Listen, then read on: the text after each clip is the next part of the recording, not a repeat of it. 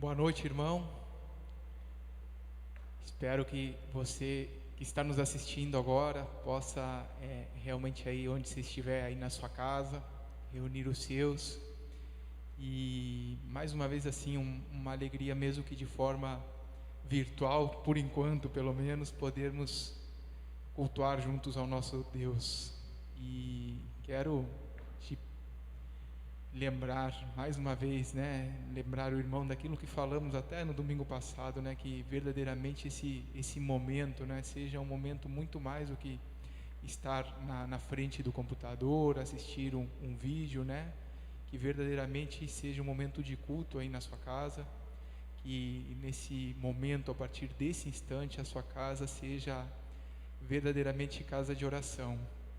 E que possamos juntos agora, nesse momento, começar por aí, orando ao nosso Deus, entregando a Ele mais uma vez o nosso culto e agradecendo a Ele por tudo que Ele tem feito e pelo que há de fazer. Te convido aí agora, juntar os seus e fechar os seus olhos. Vamos juntos à presença do Pai. Bendito e amado Deus, gratos somos, Pai, por mais uma vez, mais uma noite, Pai, o Senhor nos permite, pela Tua graça, Pai, nos reunirmos como Teu povo, Pai. Muito obrigado, Pai, muito obrigado pela Tua fidelidade, Pai, obrigado porque o Senhor nos trouxe até aqui, Pai. Obrigado pelo cuidado nas nossas vidas, Pai. Nesse momento, Paizinho, quero Te pedir, suplicar, Pai, que o Senhor verdadeiramente, Pai, esteja nos conduzindo a Te adorar em espírito e em verdade, Pai. Que o Teu Santo Espírito, Pai, nos guie, Pai. Que o Teu Santo Espírito faça que os nossos ouvidos estejam atentos, Pai. Estejam atentos àquilo que o Senhor de antemão preparou para cada um que escuta essa noite da Tua palavra, Pai. Por favor, Pai, vai adiante nesse momento, Pai, que cada louvor, Pai, que toda a palavra que aqui vai ser dita, pregada, Pai, que venha realmente encontrar morada nos nossos corações, Pai, que haja, Pai, transformação, Pai, te suplico, Pai, não permita, Pai, que saiamos daqui da mesma forma que entramos, Pai, mas purifica, limpa, transforma tudo o que precisa ser transformado, Pai. Por favor, glorifica o Teu nome, Paizinho. Entregamos, Pai, este culto, entregamos as nossas vidas no Teu altar, Pai. Muito obrigado, Deus, muito obrigado pelo Teu amor, Pai. No nome santo de Jesus, Pai, é que oramos e agradecemos. Amém. Irmãos, convite agora para louvarmos a esse Deus que é maravilhoso, a esse Deus que nunca falhará, a esse Deus que mais do que aquilo que buscamos, mais do que aquilo que pedimos, grandes coisas faz. Amém. Aleluia, glórias a Deus. Vamos louvar a Deus. Se você quiser ficar em pé aí na sua casa, se não, mas louve ao Senhor, sentado, em pé, mas que o seu coração esteja na presença de Deus. Vamos louvar a Deus.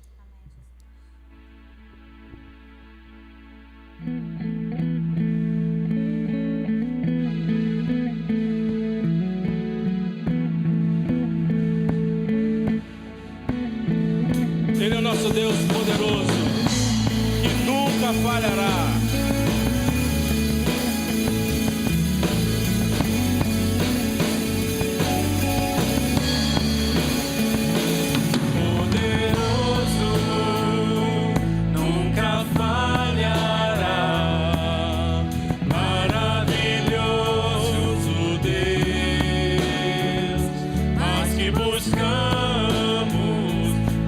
Pedimos, grande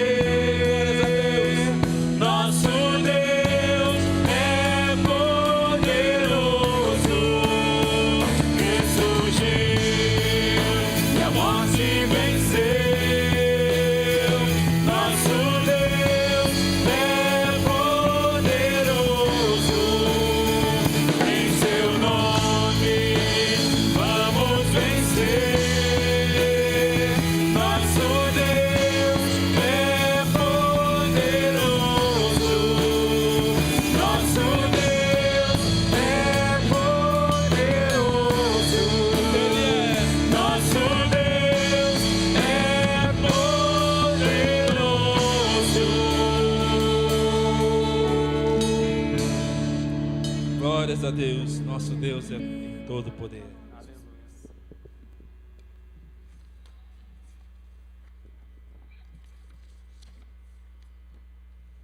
Irmãos, quero convidar agora para fazermos juntos a leitura da palavra de Deus lá no livro do profeta Isaías, capítulo 64. Leremos somente 4 versículos, do 1 ao 4. Nos diz assim a palavra de Deus: Ah, e se rompesses os céus e descesses, os montes tremeriam diante de ti, como quando fogo acende os gravetos e faz a água ferver. Desce para que os teus inimigos conheçam o teu nome e as nações tremam diante de ti. Pois, quando fizestes coisas tremendas, coisas que não esperávamos, desceste e os montes tremeram diante de ti. Desde os tempos antigos ninguém ouviu, nenhum ouvido percebeu, e olho nenhum viu outro Deus, além de ti, que trabalha para aqueles que nele esperam.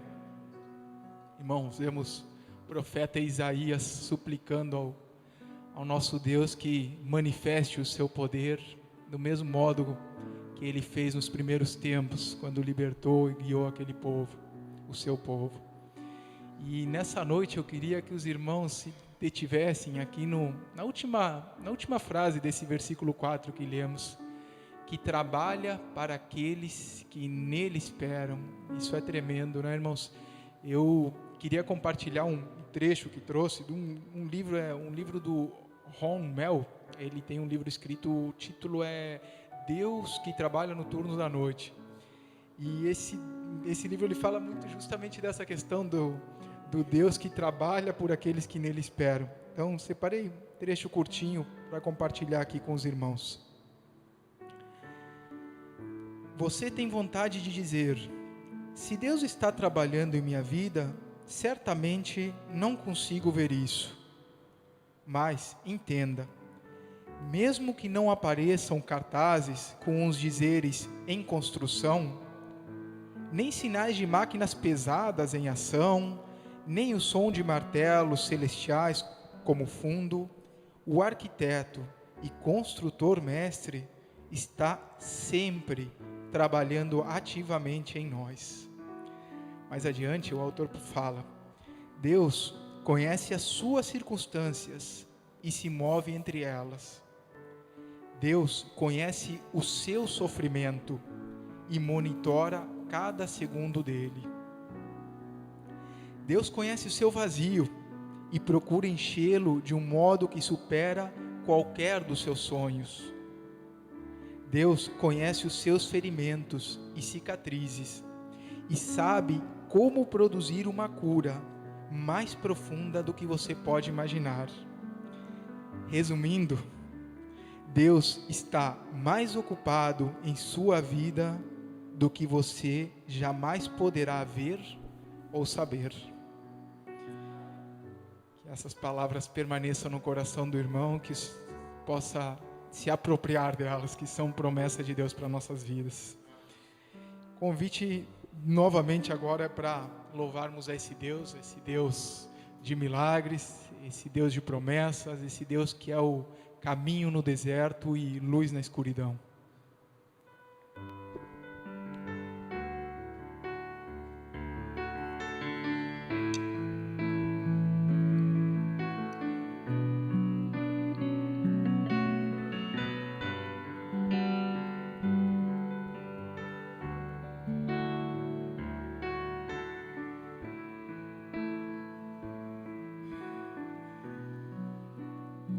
Estás aqui, movendo entre nós, te adorarei,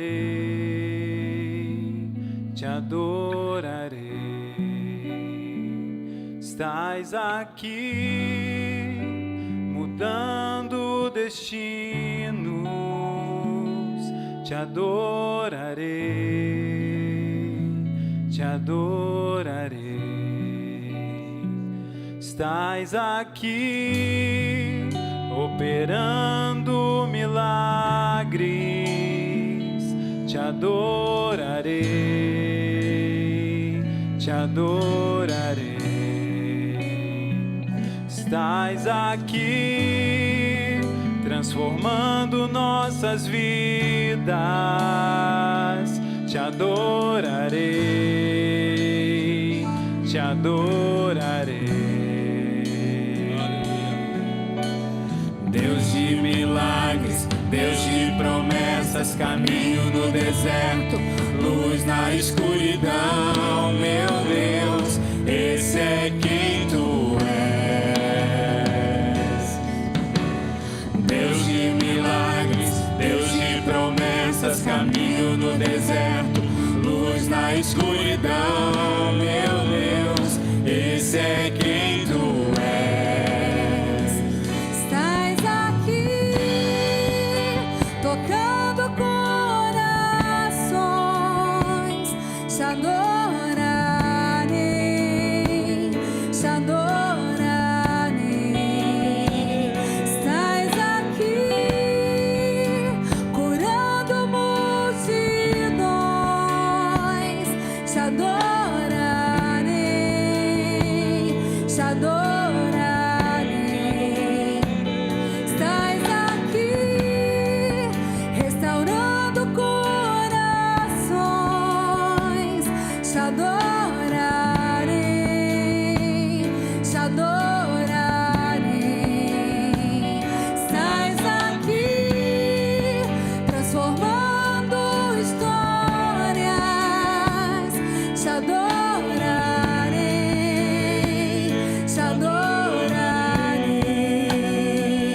Meu Deus é Deus de milagres, Deus de promessas, caminho no deserto, luz na escuridão. Meu Deus, esse é quem tu és. Deus de milagres, Deus de promessas, caminho no deserto, luz na escuridão. Esse é quem tu és. Ele é Deus de milagres.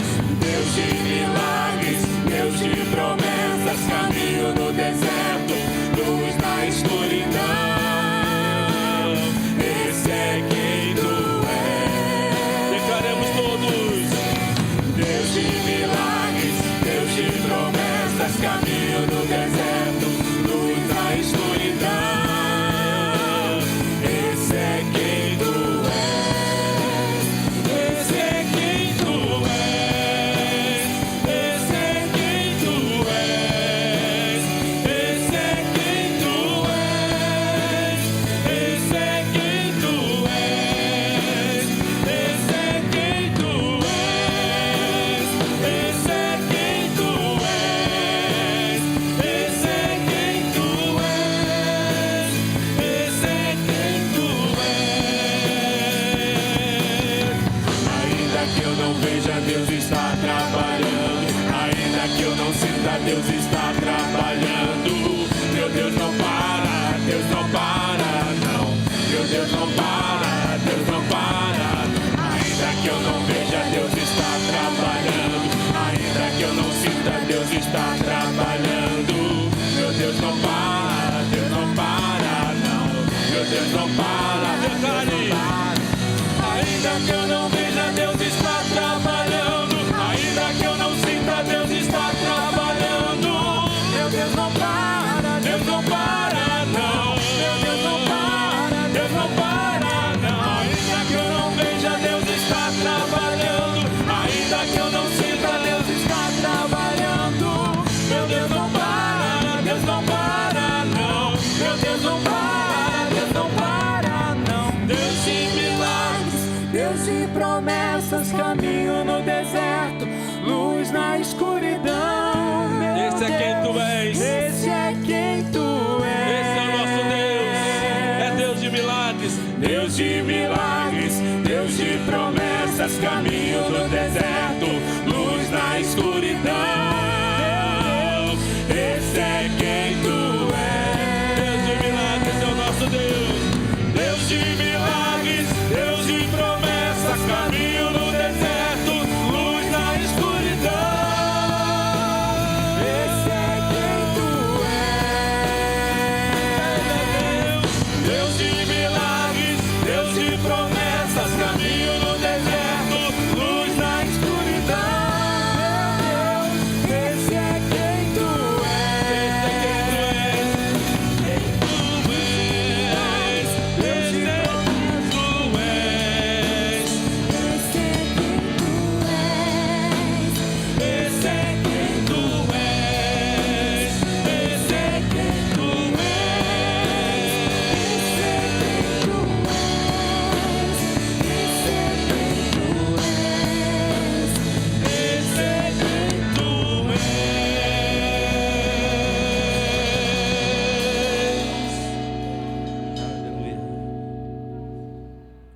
ser quem tu és.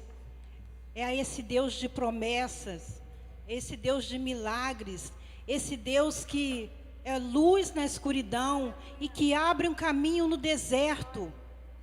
Podemos imaginar um outro Deus que faça isso? Não. Esse é o Deus que nós servimos, o Deus maravilhoso, o Deus que faz promessa e cumpre, o Deus que fala para mim buscar, que eu vou achar, que eu vou bater e a porta vai abrir. E Ele só diz para mim: descansa, espera, persevera.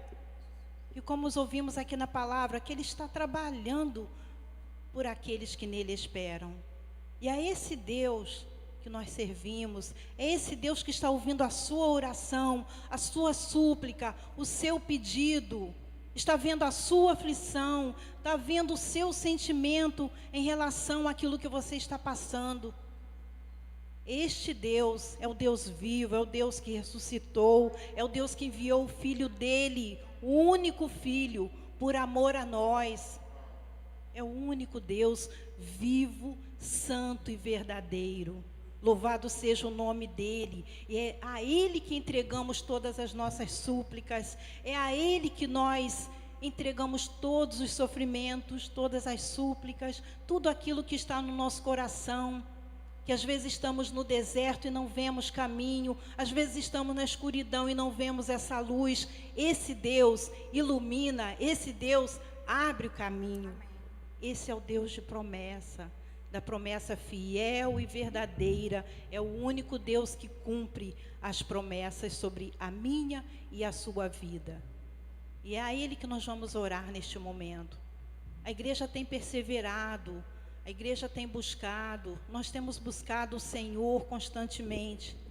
Temos levantado pela manhã, juntamente com o pastor Lúcio no Facebook, e temos orado, temos colocado as nossas aflições diante do Senhor. Você também pode participar desse momento. O pastor já disse que ele abre assim espaço para todos os amigos ali que pedirem para estar junto com ele. E você pode também participar desse momento pela manhã. E temos também na segunda-feira à noite com a irmã Bianca. Nós temos no nosso boletim, também será colocado aí na nossa projeção, o telefone para que você possa também entrar em contato com ela, para que você possa participar também da oração na segunda-feira. Quando nós nos aproximamos mais de Deus, falando com Ele, nós o conhecemos mais, nós confiamos mais, e assim Deus acalma o nosso coração. E nesse tempo nós vamos glorificando, exaltando, louvando o nome dEle e descansando nele. E nós vamos orar, colocar diante do Senhor as nossas petições. Você faça a sua petição aí na sua casa, nesse momento, e juntos vamos elevar os nossos pensamentos a Deus. Nós te louvamos, Pai, exaltamos o teu nome, porque tu és o Deus de promessa, o Deus de milagres, o Deus que abre caminho no deserto, o Deus que ilumina naquela escuridão em frente a algum problema ou situação em que estivermos e que não vemos, ó Deus, solução, mas o Senhor ilumina e nos ajuda a prosseguir. Nós te louvamos, ó Deus, por cada família desta igreja, por cada família que está assistindo neste momento, por cada um que tem se colocado diante do Senhor, com a sua vida perseverando diante do Senhor, mesmo em frente a notícias, ó Deus, pesarosas, por perdas, por doenças, por problemas conjugais, por problemas de relacionamento, qualquer que seja, Pai. Tudo está diante do Senhor, Pai. Temos colocado diante do Senhor, porque Tu és o único que nos ouve, o único que nos conhece, o único que conhece a imensidão daquilo que estivermos sentindo, seja de problemas, ou seja, problemas de saúde, ou o que quer que seja. Aqueles que estão desempregados, que estão procurando, ó Deus, algo para fazer, para que possa dar o sustento para a sua família. Ó Deus, aqueles que estão aguardando a cura no Senhor, Pai. Ó Deus eterno, nós estamos confiando no Senhor, aguardando no Senhor, porque o Senhor está nos ouvindo. O Senhor inclina os seus ouvidos a nos ouvir. Que Deus faz isso? Só o Senhor, que é o Deus vivo, santo e verdadeiro. É o Deus que nós servimos. Ó Deus maravilhoso, nós pedimos ao Senhor, não porque merecemos, Pai, mas porque confiamos nas Tuas muitas misericórdias para conosco, Pai. E afiados nessas misericórdias, Pai, no Teu grande amor, é que nós nos colocamos diante do Senhor, pedindo ao Senhor, suplicando ao Senhor, colocando a nossa vida diante do Senhor, diante do medo, diante da aflição, diante de todas as coisas que nos sobrevêm, ó Deus, que nós às vezes não entendemos, ó Pai. Mas nós estamos descansando no Senhor. E naqueles momentos, ó Deus, que bater a incredulidade, ó Deus, o medo, que o Senhor nos fortaleça e possamos ficar diante do Senhor, firmes, constantes, sabendo que o Senhor está conosco ao nosso lado. Nós te louvamos, Pai, exaltamos o Teu nome, porque podemos estar glorificando o Teu nome. Visita cada um em particular, Pai, cada pedido que está sendo feito ao Senhor, que tem sido feito ao Senhor. Tranquiliza, ó Deus, cada coração, Pai, para que possam pensar que estão entregando ao Deus vivo, santo e verdadeiro, e que no Teu tempo Tu hás de dar a vitória a cada um, Pai. Nós te louvamos, exaltamos o Teu nome e oramos, Pai, ainda entregando, ó Deus, nas Tuas mãos todos os missionários, ó Deus, do nosso Brasil, que, ó Deus, tem saído das suas casas, ó Deus, tem se proposto, ó Deus, a fazer o Teu trabalho. Sustenta, Senhor. Dá-lhes, ó Deus, tudo necessário para que continuem fazendo a Tua obra, ó Deus, para a honra e glória do Teu nome, Senhor. E que possamos, ó Deus, ter o nosso coração voltado a contribuir, a orar, ó Deus, para que eles sejam sustentados para a Tua obra, Pai. Nós oramos, Pai, pedimos ao Senhor e oramos em nome de Jesus. Amém. Na oração encontro calma, na oração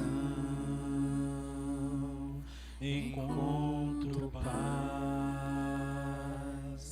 orar a Deus faz bem à alma, falar com Deus me satisfaz.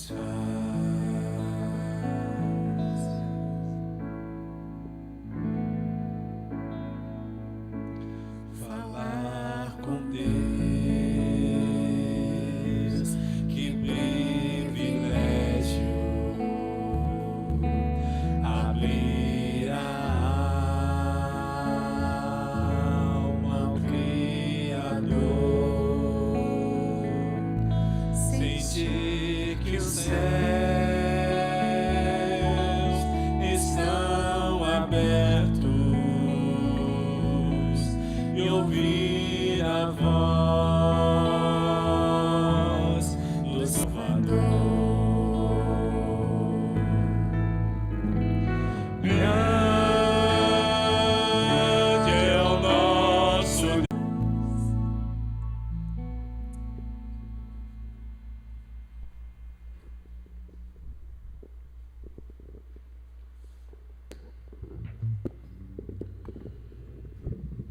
Boa noite, queridos. Mais uma vez, o desejo do meu coração é que a graça e a paz do Senhor, de forma abundante, esteja a preencher a sua vida e a vida dos seus. Eu quero lembrar-lhes que estamos hoje concluindo uma série de estudos e mensagens no livro de Neemias. E eu quero convidar você a estar conosco, concluindo hoje o último capítulo, o estudo do último capítulo deste livro. Este que tem sido companheiro nosso nos últimos tempos, nos últimos 3 meses, e eu quero convidar você a estar pensando sobre isso. Nós demos a este estudo, a esta série de sermões, o tema recomeços. E hoje eu quero voltar a esse tema lembrando que é necessário viver a cada dia um tempo de avivamento e buscando o reavivamento, buscando viver a experiência do avivamento de Deus. E eu quero te convidar a ler ou acompanhar a leitura que farei dos versos de 1 a 3 do capítulo 13. E quero também te convidar a permanecer com a sua Bíblia aberta ou com a Bíblia neste capítulo, para que a gente possa continuar estudando e meditando sobre ele. Nos fala o seguinte, a palavra de Deus. Naquele dia, o livro de Moisés foi lido em alta voz diante do povo, e nele achou-se escrito que nenhum amonita ou moabita jamais poderia ser admitido no povo de Deus, pois eles, em vez de darem água e comida aos israelitas, tinham contratado Balaão para invocar maldição sobre eles. O nosso Deus, porém, transformou a maldição em bênção. Quando o povo ouviu essa lei, excluiu de Israel todos os que eram de ascendência estrangeira. Que o Senhor, mais uma vez, faça-nos compreendedores da sua palavra nesta noite. Amém. Eu quero convidá-los a meditar nesse texto a partir do contexto em que ele está inserido. Os irmãos lembram que Neemias, ele sentiu de Deus o desejo de voltar a Jerusalém para a reconstrução dos muros. E aí ele foi adiante do rei, e o rei deu a ele carta à autoridade e constituiu ele governador daquela província e deu a ele a capacidade e condições para que pudesse reconstruir o muro. Mas lá no capítulo 2 diz que ele fez um acordo com Neemias, dizendo, olha, depois você vai retornar, depois você vai voltar para a Babilônia. E no ano de 432 a.C., Neemias retornou para a Babilônia. E ali ele passou 12 anos, de 432 a 420, Neemias ficou vivendo na casa ou no palácio do rei da Pérsia. E ele ficou ali durante aquele tempo. Depois que ele já tinha reconstruído, depois que ele tinha retomado a vida religiosa, ele tinha repovoado Jerusalém, reconstruído as casas, reconstruído o templo, reconstruído o palácio, e tinha colocado aqueles que eram os líderes para assumirem os seus papéis, tinham colocado aqueles que seriam os prefeitos, os governadores, os líderes daquilo que era o comando da cidade, aqueles que estariam adiante do templo, cuidando do templo. Ele tinha instituído todas aquelas coisas, e aí ele voltou para a Babilônia no ano de 432 a.C. e ficou ali por 12 anos. E depois desses 12 anos ele retornou a Jerusalém. E aí aquilo que a gente viu nos capítulos de 8 a 12, quando a gente viu aquele povo ser tocado, ser transformado, buscar arrepender-se, confessar os seus pecados, assumir um pacto e um compromisso com Deus, restaurar aquilo, adorar a Deus, fazer 2 grandes procissões para consagrar os muros e a cidade de Jerusalém, tinha sido completamente esquecido. Esse povo que existiu entre o capítulo 8 e o capítulo 12 não mais existia. Não havia mais lembrança daquilo que eles experimentaram, dos milagres que Deus fizera, daquilo que eram os pactos, os compromissos que eles assumiram. Tudo aquilo tinha ficado para trás e eles voltaram às práticas do pecado e da desobediência que eles viviam anteriormente. E neste momento Neemias retorna para Jerusalém e percebe que tudo aquilo que Deus havia feito pelo povo tinha sido esquecido, deixado de lado. Aqueles que tentaram de todas as formas impedir a restauração de Jerusalém, como Sambalate, Tobias, agora eles estavam no comando da cidade e no comando do templo, e agindo de forma sórdida e pecaminosa. E aqueles que estavam ali, eles destruíram, eles mancharam, eles desfizeram toda a obra de Deus naquele lugar. E aí chega Neemias naquele momento, e certamente deve ter passado pela cabeça dele a seguinte pergunta: como refazer tudo novamente? Como retornar a todas estas coisas? Como voltar atrás naquilo que havia sido feito? Como voltar com aquele avivamento, com aquela experiência que eles tiveram com Deus? E outra coisa, será que vale a pena insistir com este povo? Será que vale a pena continuar dizendo a eles o que é correto, o que deve ser feito, que vida eles devem levar? Depois de tudo que eles experimentaram e ainda foram capazes de tratar e agir com Deus desse modo, será que seria válido agir ou buscar retornar com este povo a uma vida de compromisso na presença de Deus? E Neemias então toma a decisão de trazer um novo avivamento, reavivar a obra que ali havia sido feita. E ele faz isso a partir de algumas questões ou de algumas ações que são importantes para que o avivamento retorne e permaneça na nossa vida e na vida do povo de Deus. A primeira coisa que Neemias vai fazer é retornar aos princípios eternos.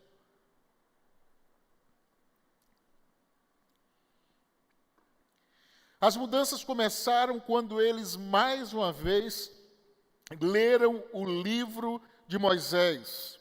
Foi a partir da leitura da lei de Deus que eles começaram a transformação e a mudança.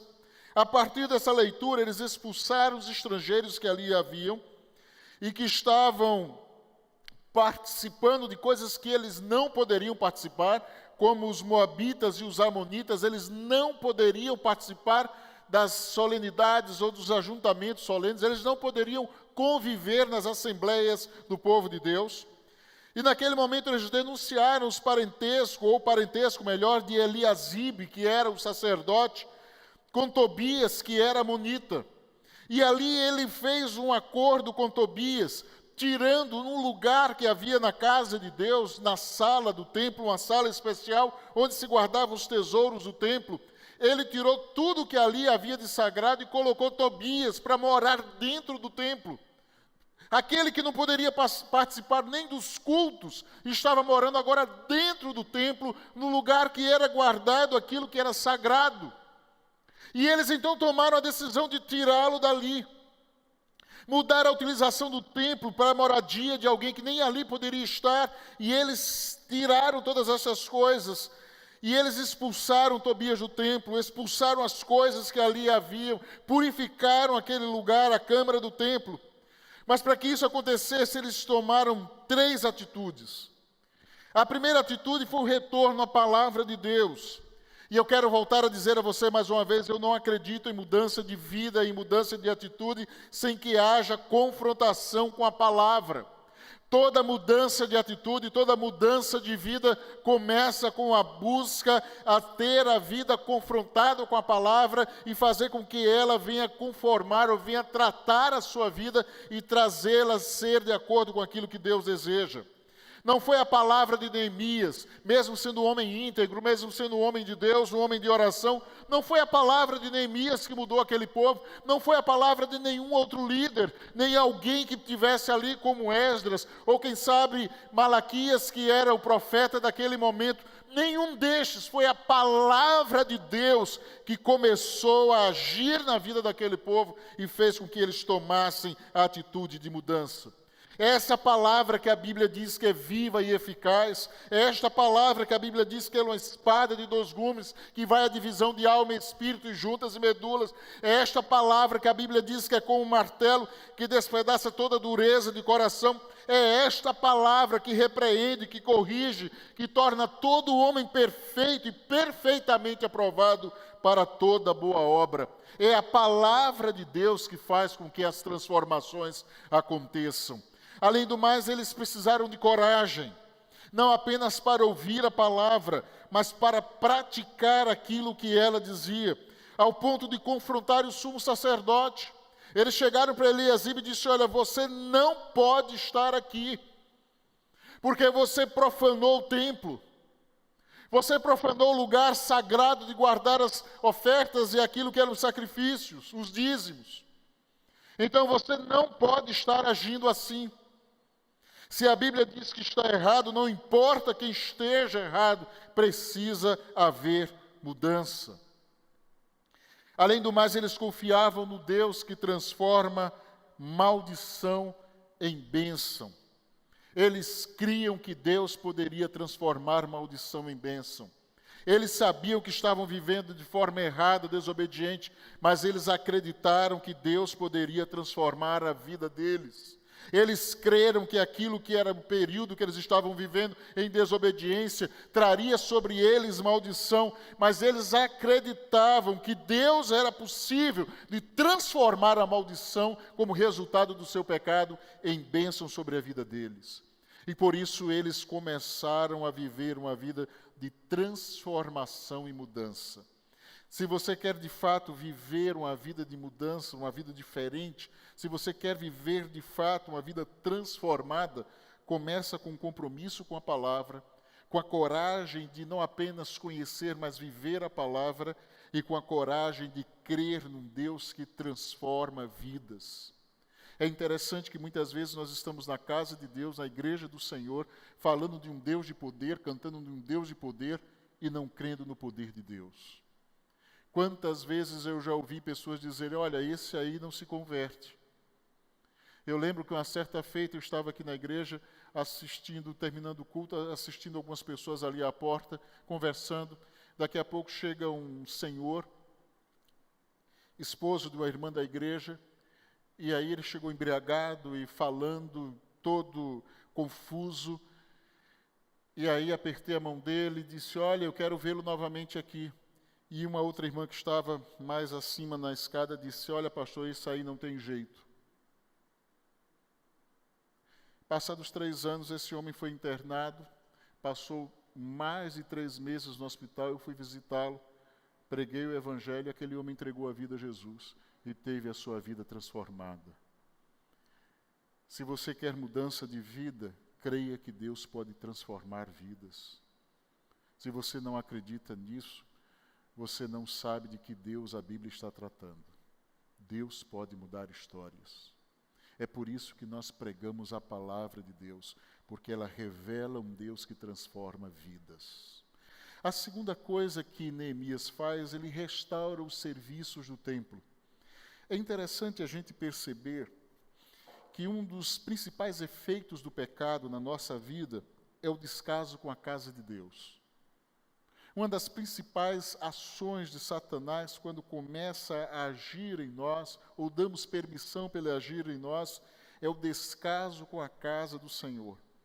E esse pecado, ele começou a afetar da seguinte forma: eles deixaram os levitas fora do templo.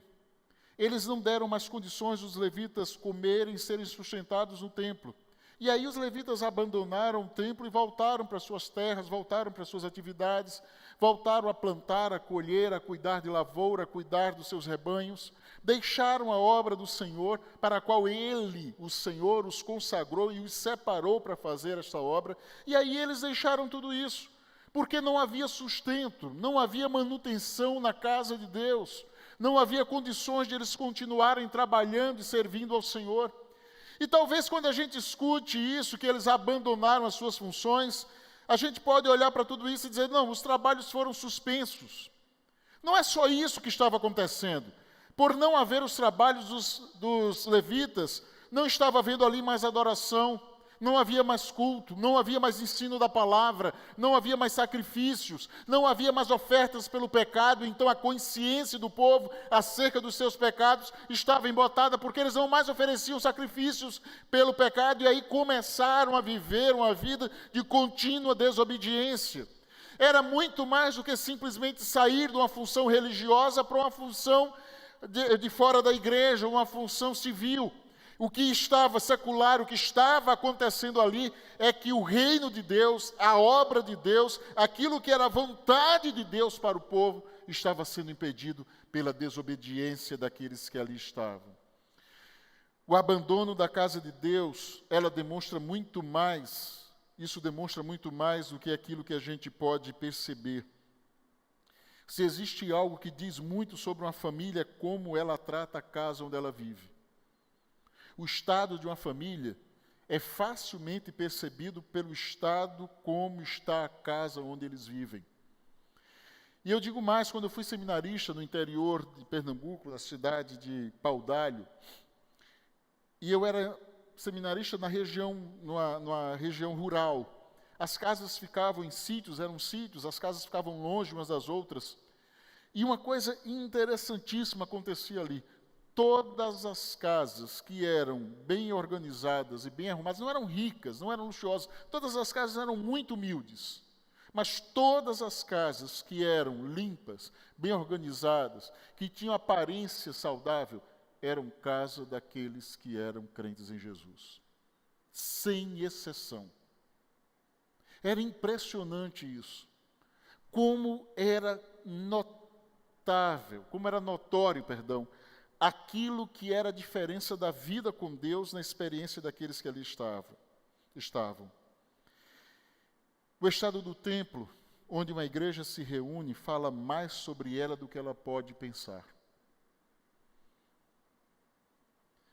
O lugar que Deus ocupa no coração daqueles que adoram neste lugar é muitas vezes demonstrado pelo cuidado e pela forma como nós tratamos as coisas de Deus que aqui estão.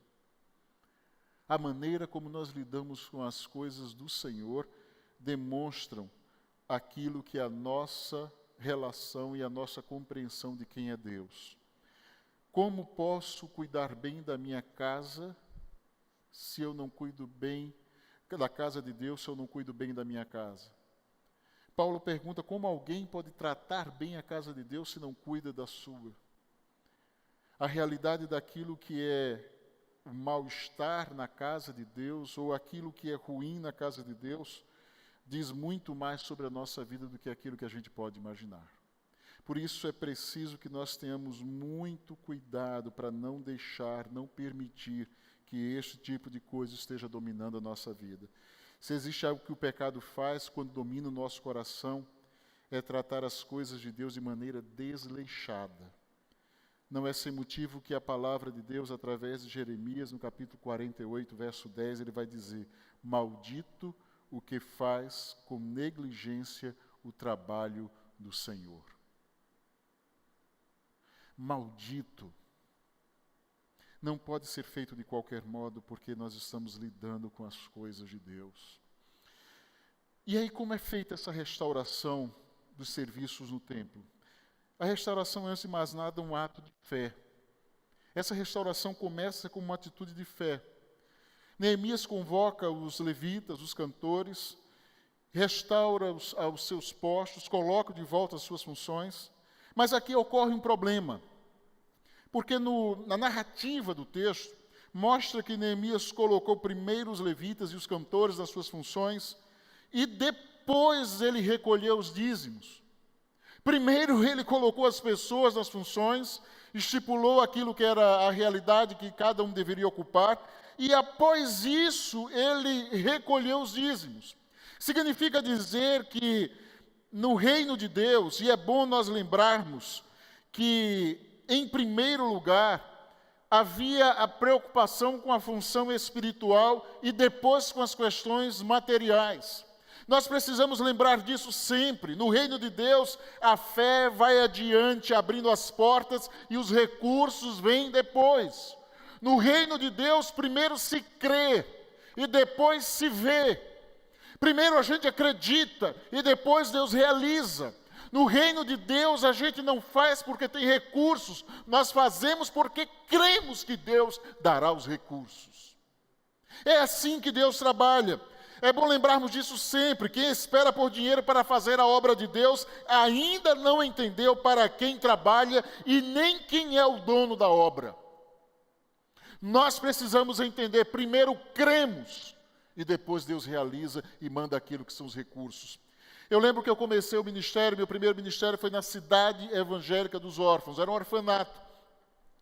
Ali havia aproximadamente 150 crianças que moravam, mais umas 70 que frequentavam durante o dia a creche, e mais umas 600 que frequentavam a escola. E eu era pastor naquela comunidade.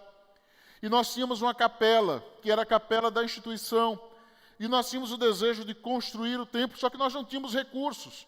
Quando eu cheguei ali, nós tínhamos 30 pessoas, a grande maioria delas de crianças e adolescentes, e os demais eram funcionários da instituição, que normalmente pagavam com muito atraso, pagavam com 6 meses de atraso, e que todos estavam ali pela fé, pela crença de que Deus era o Senhor da obra, de que Deus era o Deus dos órfãos e que ia sustentar aquele lugar. Só que um dia nós estávamos no culto e eu lembro que uma das pessoas que trabalhavam ali, que era professor da escola de alvenaria que tinha ali, de pedreiro, e aí ele disse: olha, pastor, eu quero deixar uma informação para o senhor importantíssima. Eu quero dizer que era bom vocês saírem deste lugar, não podem mais ficar aqui. Olha, o cupim já comeu toda a madeira, as paredes estão rachando, essa igreja, essa capela não vai aguentar mais. Você olha para o chão está cedendo, isso vai cair. E aí eu lembro que um dos membros da igreja, ele disse: então a gente vai começar a construção do novo templo. Nós não temos dinheiro. Então vamos fazer o seguinte, chamou aquele homem que era o professor ali de pedreiros e disse: olha, marca aqui o terreno onde nós vamos construir. Faz aqui a marcação para a construção, para a gente cavar o alicerce. Um belo sábado nós fomos para lá, cavamos o alicerce. No domingo Deus fez com que chegasse ali um irmão da igreja e doasse o cimento. Ele era dono de uma casa de material de construção, ele doou o cimento. E um outro recebeu uma oferta e deu a oferta para comprar os tijolos. Na segunda-feira a gente começou o alicerce. 3 meses depois a gente estava dentro daquele novo santuário. 3 meses e meio a casa lá caiu, a capela lá caiu, mas nós já estávamos na nova casa. Tudo no reino de Deus começa pela fé. Se você espera recursos para fazer a obra de Deus, você ainda não descobriu quem é Deus. Se você está esperando dinheiro para fazer aquilo que Deus quer que você faça, você ainda não entendeu o que Deus quer fazer e pode fazer. Sabe, o resultado da fé que aconteceu naquele momento é que todo o povo de Judá trouxe os seus dízimos. Todo o povo, diz o texto. É interessante isso, não foram alguns. Todo o povo de Judá trouxeram os seus dízimos à casa do Senhor. Deus abençoou ricamente. Eles creram e a bênção de Deus chegou. Não só isso, o texto vai dizer que Deus não apenas deu recursos materiais, mas deu os recursos humanos. Ele levantou pessoas que fossem dignas, corretas, que fossem honestas para conduzir a manutenção e o sustento da casa do Senhor. Quando nós cremos, Deus providencia todos os recursos. Os irmãos não têm ideia de quando eu sento aqui, como eu sentei hoje à noite, e adorei ao Senhor com a música que estava sendo aqui apresentada. Irmãos, eu já toquei esse piano para a igreja cantar, porque não tinha ninguém para tocar. Eu já regi o coro da igreja, porque não tinha ninguém para reger, e nós não tínhamos recursos para pagar alguém para reger. E hoje, quando eu olho para tudo isso, eu tenho certeza de que valeu a pena confiar em Deus, porque Deus mostrou a sua fidelidade. Uma certa feita, eu estava numa reunião do conselho, e eu disse na reunião do conselho: bom, a gente precisa colocar o ar-condicionado na igreja. Uma irmã deu uma gargalhada, olhou para mim e disse: pastor, a gente não consegue consertar os ventiladores, o senhor vai falar em comprar ar-condicionado? Pois é, aí estão os ar-condicionados.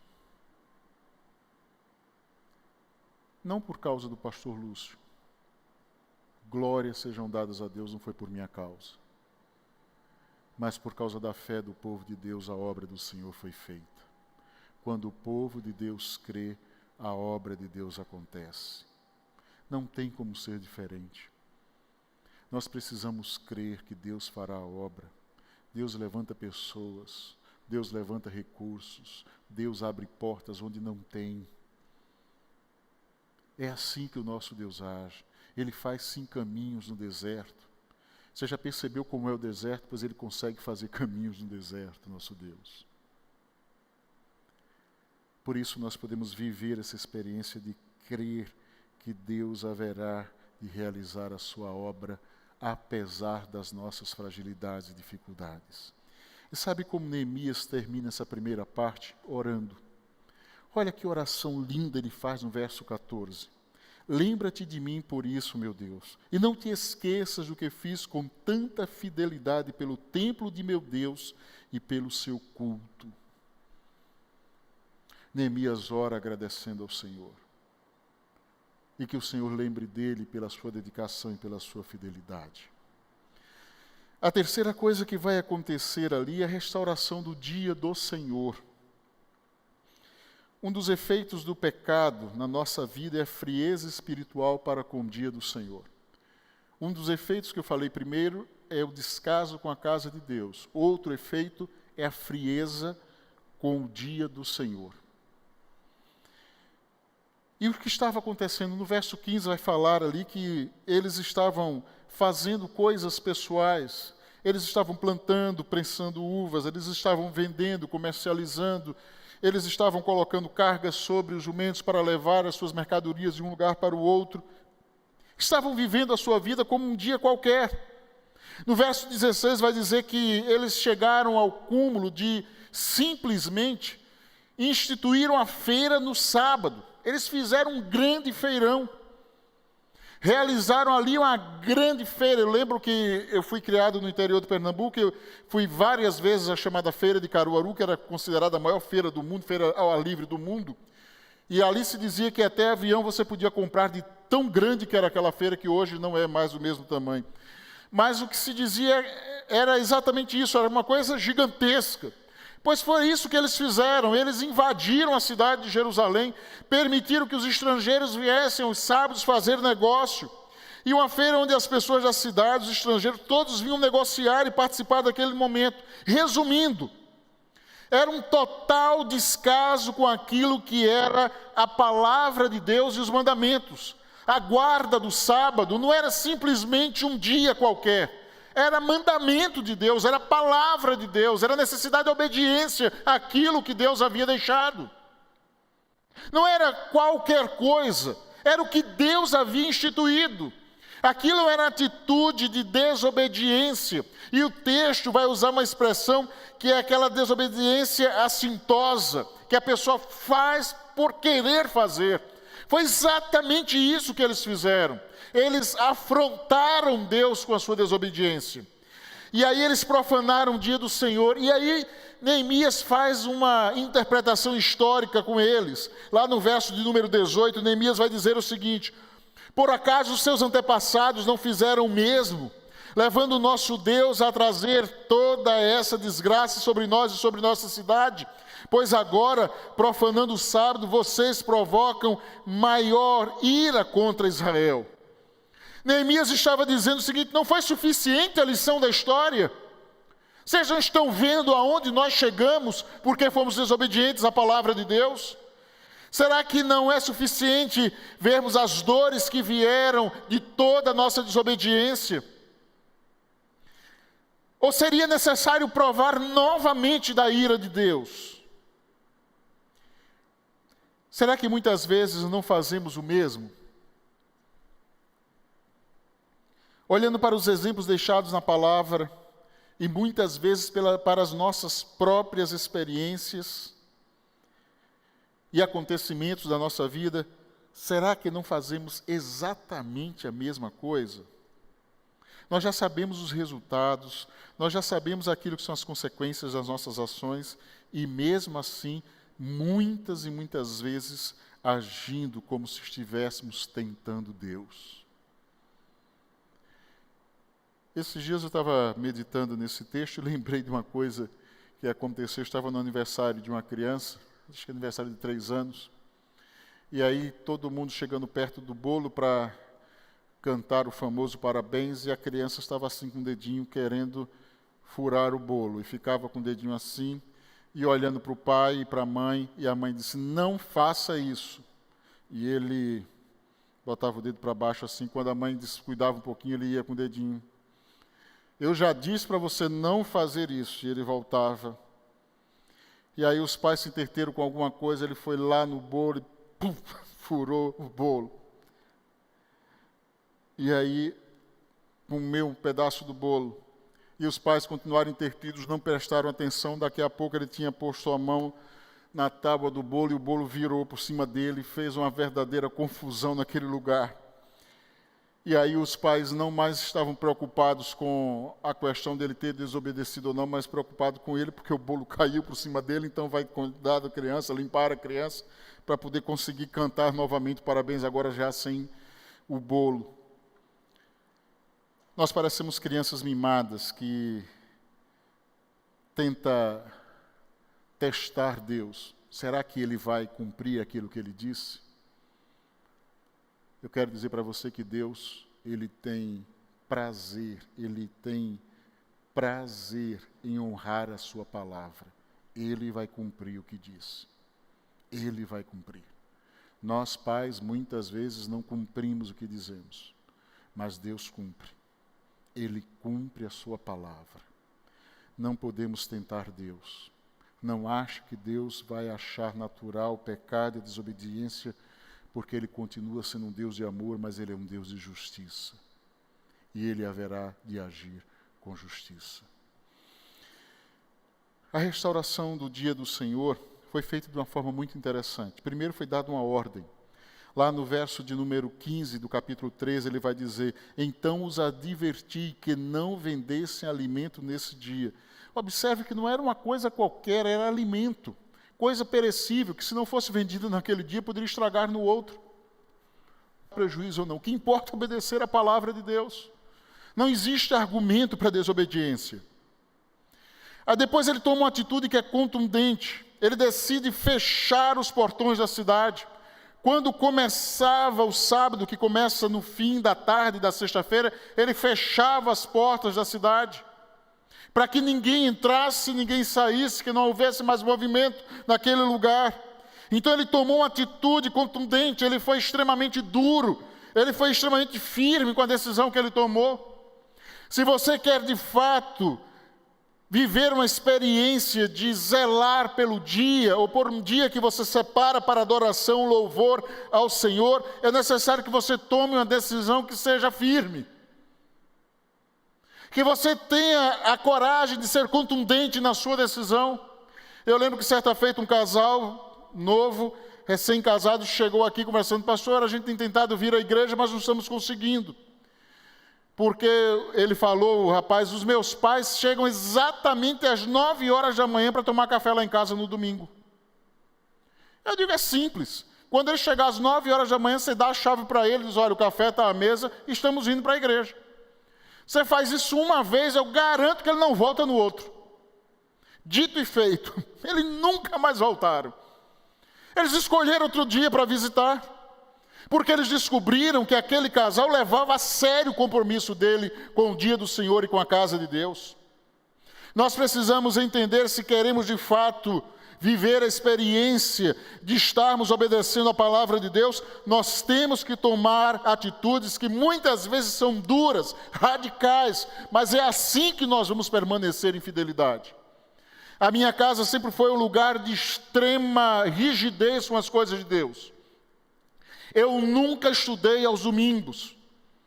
Lá se estudava de segunda a sábado, domingo não era dia de estudar. Ah, mas vai ter prova na segunda, por que você não estudou a semana inteira para a prova na segunda? Por que só no domingo você vai estudar? Não se estuda de domingo nessa casa. Não se falta culto por brincadeira, qualquer coisa abaixo de uma amputação ou de um câncer ou de uma fratura exposta, não era motivo para faltar culto lá em casa. Tinha que ir à igreja. Qualquer coisa menos do que isso, ia para a igreja. Esse negócio de dor de cabeça, dor de barriga, isso era café pequeno, eu ia para a igreja assim mesmo. Estou com dor de barriga, não tem problema não, tem banheiro na igreja, vamos embora. Ah, mas eu estou passando mal, não tem problema. Se continuar passando, a gente leva para o médico. Mas vai da igreja para o médico. E se Deus quiser, você é curado lá na hora do culto. Então vamos para a igreja assim mesmo. E eu louvo a Deus pela contundência, pela radicalização que os meus pais tiveram em relação às coisas de Deus, porque eu aprendi a valorizar aquilo que é do Senhor. Se nós não formos capazes de sermos duros, firmes, radicais com as nossas posições, nós vamos ser destruídos por este mundo. Vocês acreditam que eles começaram assim, fazendo um grande feirão no dia do sábado? Vocês acham mesmo que eles começaram trabalhando, fazendo tudo no dia de sábado? Não foi um dia que eles disseram, não, hoje nós não vamos fazer nada. Nós não vamos ao templo, nós não vamos estudar a lei. Hoje a gente vai ficar em casa e vamos buscar alguma coisa para fazer, ou quem sabe comprar algo, queremos uma comida diferente. Foi assim que tudo começou. E é assim que tudo começa. Pequenas brechas que levam a grandes desastres. São coisas pequenas que nos afastam de Deus. Ninguém cai de uma hora para outra, não. A gente vai escorregando, daqui a pouco está no chão, está na lona. É assim que a vida acontece. As pessoas que deixaram o amor e a paixão pelas coisas de Deus foram aqueles que, de forma vagarosa, foram abrindo mão. Mas sabe como Neemias insistiu com eles acerca disso? Com persistência. Ele fechou o portão e disse, olha, se chegar vai dormir na rua. E outra coisa, se na próxima semana vocês dormirem, aí a gente vai prender vocês. Ele foi persistente e duro naquilo que era a posição. E aí ele tomou uma outra coisa como atitude, que é a vigilância santa. Como assim vigilância santa? No verso de número 22, ele diz que ele instituiu aqueles que eram os levitas para cuidarem da guarda do sábado e daquele lugar. Por que não os guardas?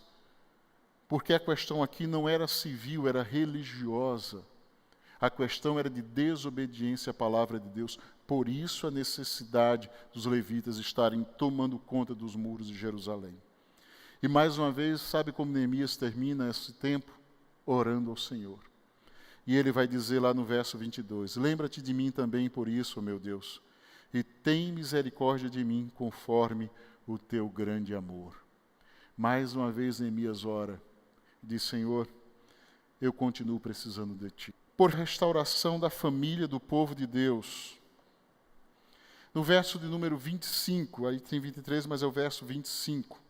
Ele vai dizer o seguinte, eu os repreendi e invoquei maldições sobre eles. Bati em alguns deles e arranquei os seus cabelos. Fiz com que jurassem em nome de Deus e lhes disse, não consintam mais em dar suas filhas em casamento aos filhos deles, e nem haja casamento das... Eu não sei se você encontra texto mais duro do que esse na Bíblia. Ele bateu, arrancou os cabelos, rogou praga sobre eles, de tudo que podia fazer de ruim, Neemias fez. Mas sabe qual é a questão aqui? É família. Ele estava lutando por famílias. E quando se luta por famílias, tem que se fazer de forma extremamente radical e agressiva. Porque quando o inimigo entra contra a nossa família, ele é radical e agressivo. Quando se trata de famílias, não se pode ter meio termo. Tem que ser extremista. Tem que ser xiita. Tem que ser radical. Não se faz acordos, não se dá tolerância ao mal e ao erro na família. Tem que se tratar com toda dor e com toda luta aquilo que é a família. O que Neemias estava dizendo, olha, a família é digna de todo o meu esforço e de toda a minha força. É por isso que eu estou lutando. E aí ele diz por quê? Porque, em primeiro lugar, eles perderam a identidade. O verso 24 vai dizer exatamente isso. No verso 24 vai dizer que a metade dos filhos falavam a língua de Asdod, ou a língua de um dos outros povos, e não sabiam falar mais a língua de Judá. Eles perderam o seu idioma, e com isso eles perderam aquilo que era a sua identidade. E é importante que aquele povo não era qualquer povo. Ele era um povo especial, ele era a menina dos olhos de Deus. Assim somos nós, a nossa família não é mais uma família. Nós somos as famílias que Deus escolheu para tornar bendita todas as famílias da terra.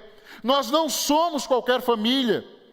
Nós não temos qualquer família, nós não somos qualquer povo, nós somos povo de Deus, nós somos nação santa, povo escolhido, propriedade exclusiva do Senhor, para proclamar as suas virtudes. É isso que nós somos. Nós não podemos perder a nossa identidade. Não importa aquilo que o mundo fala, não importa aquilo que o mundo diz, não importa todos os argumentos que o mundo vem usar, o que importa é aquilo que Deus diz. E é isso que nós devemos viver e fazer. E devemos fazer isso com toda a força do nosso ser. A outra coisa que ele diz, olha, não aceito o sincretismo. Olha o que diz o verso 26, não foi por causa de casamentos como esses que Salomão, o rei de Israel, pecou. Entre as muitas nações não havia rei algum como ele. Ele era amado por seu Deus e Deus o fez rei sobre todo Israel, mas até mesmo ele foi induzido ao pecado por mulheres estrangeiras. Pensa comigo, Salomão foi o homem mais sábio que já viveu sobre a face da terra. E ele se corrompeu. Será que não vai acontecer isso com você se você decidir viver uma experiência sincrética de casamento? Você acha mesmo que você é melhor do que Salomão? Eu vou orar a Deus para que Deus lhe dê muita, mas muita humildade do que você está precisando.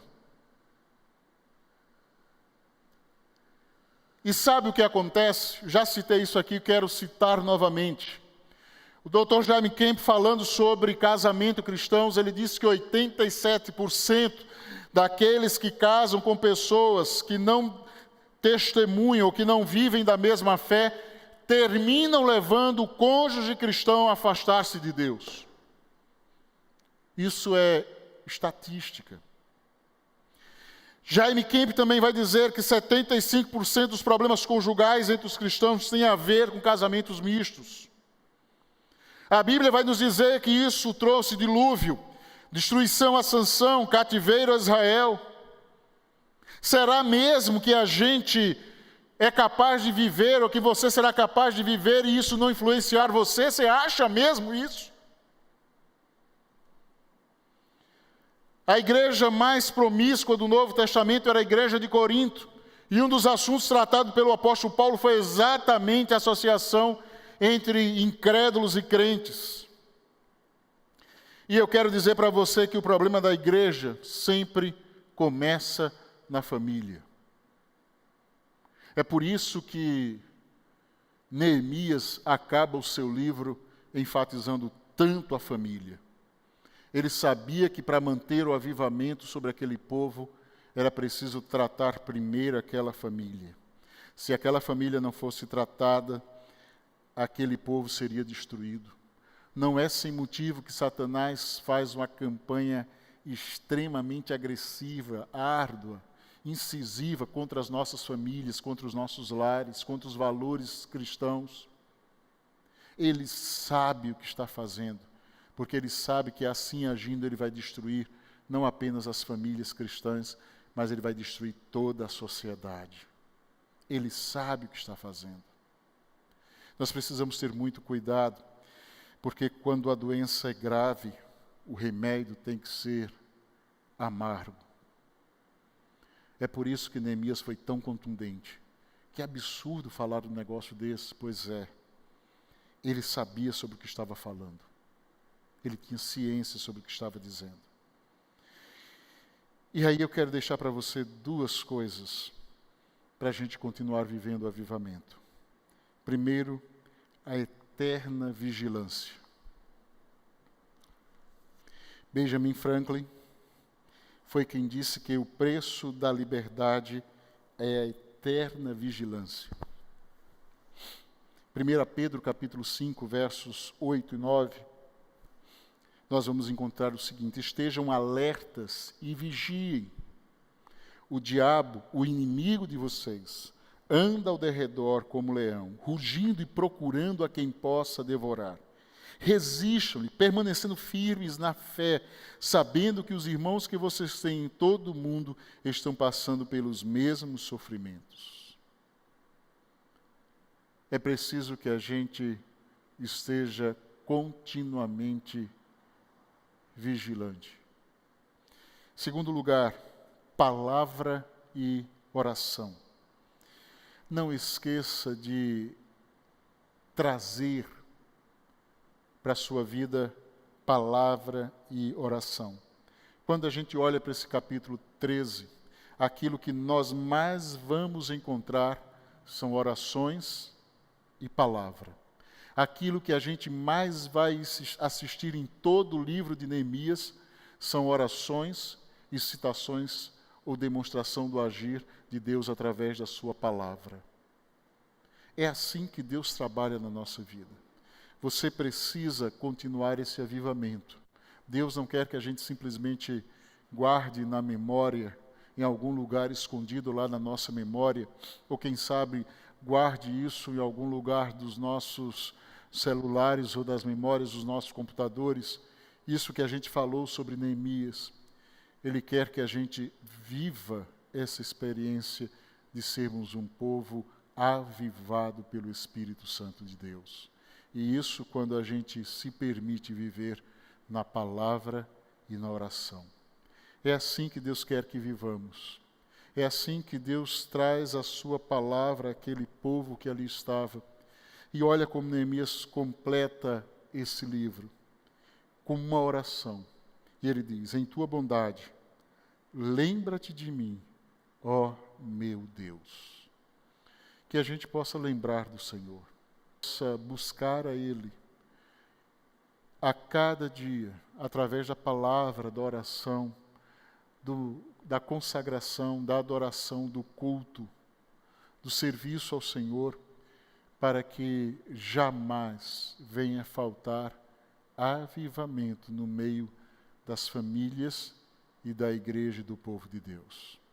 Que o Senhor faça-nos mais uma vez, não apenas ouvintes, mas cumpridores da sua palavra. Amém.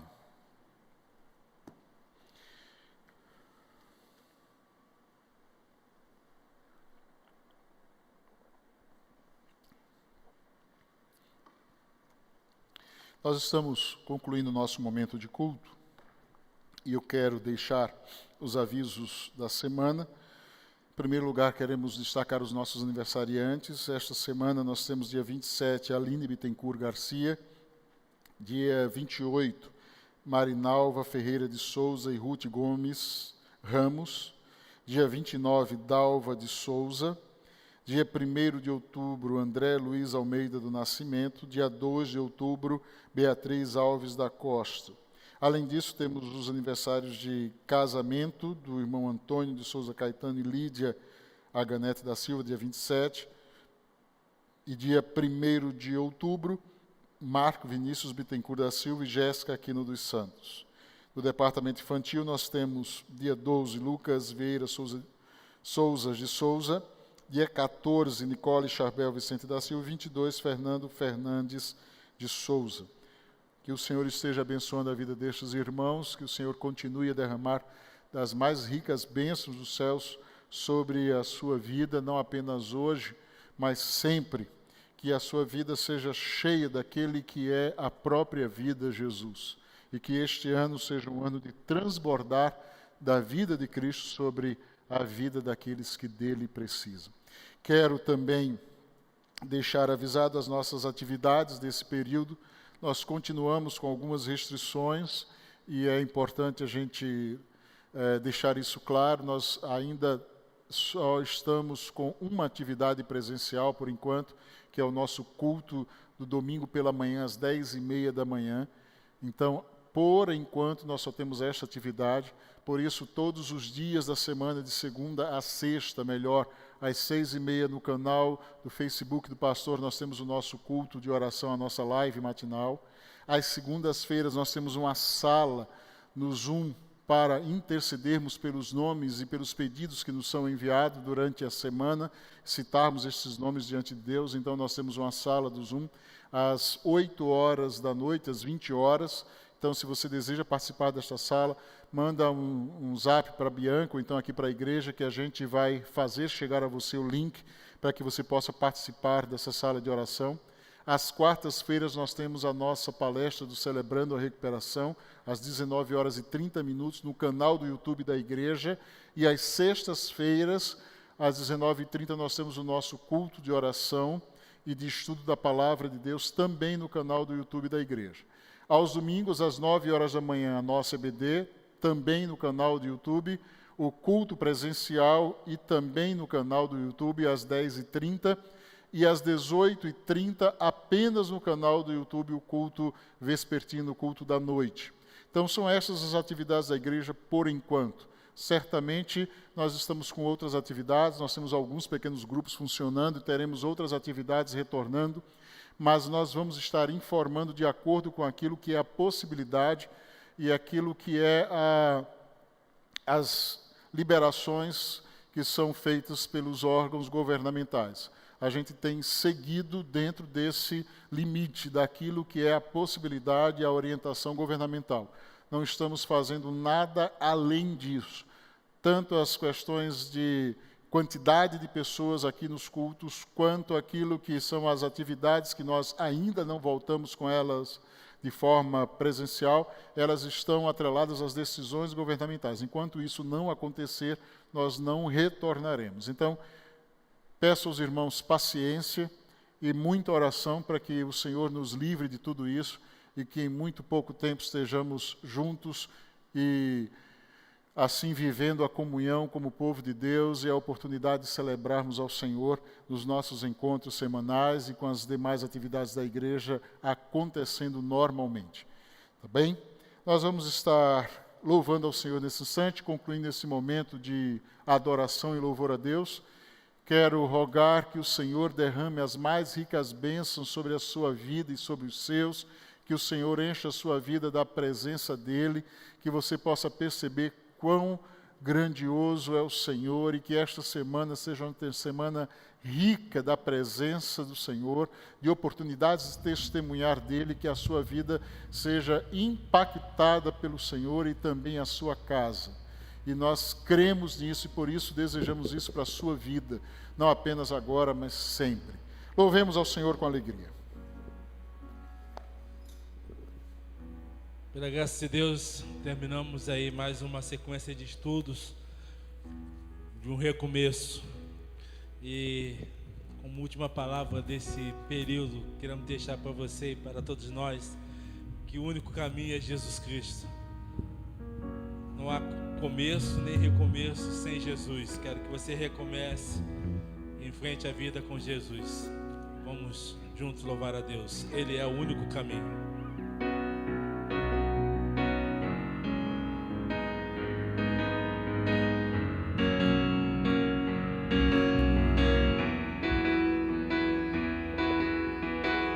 Minha vida te entreguei, eu preciso só de ti. Se te procuro, sei que vou te achar. Em tempos de aflição, eu sei, primeiro a ti eu vou buscar. Eu nada sou sem ti, ó meu Senhor.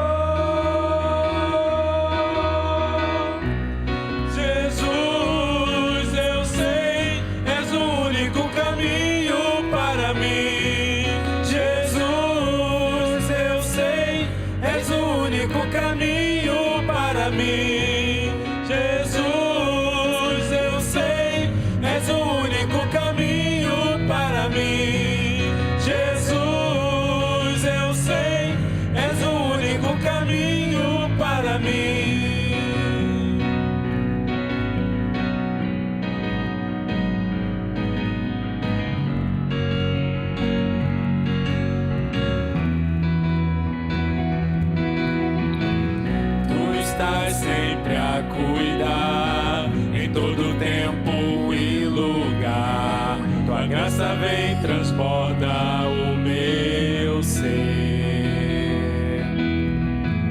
Nunca mudas, meu Senhor, ontem, hoje o mesmo amor, pra sempre, sempre até não ter fim. Jesus, eu sei, és o único caminho para mim. Jesus, eu sei, és o único caminho para mim. Jesus, eu sei, és o único caminho para mim. Jesus, eu sei, és o único caminho para mim. Vida, caminho e verdade és, vivo pela fé em ti, Senhor. Vivo só pra ti. Vida, caminho, verdade és, vivo pela fé em ti, Senhor. Vivo só pra ti. Vida, caminho, verdade és, vivo pela fé em ti, Senhor. Vivo só pra ti. Vida, caminho, verdade és, vivo pela fé em ti, Senhor. Vivo só pra ti. Jesus, eu sei, és o único caminho para mim. Jesus, eu sei, és o único caminho para mim. Jesus, eu sei, és o único caminho para mim. Jesus, eu sei, és o único caminho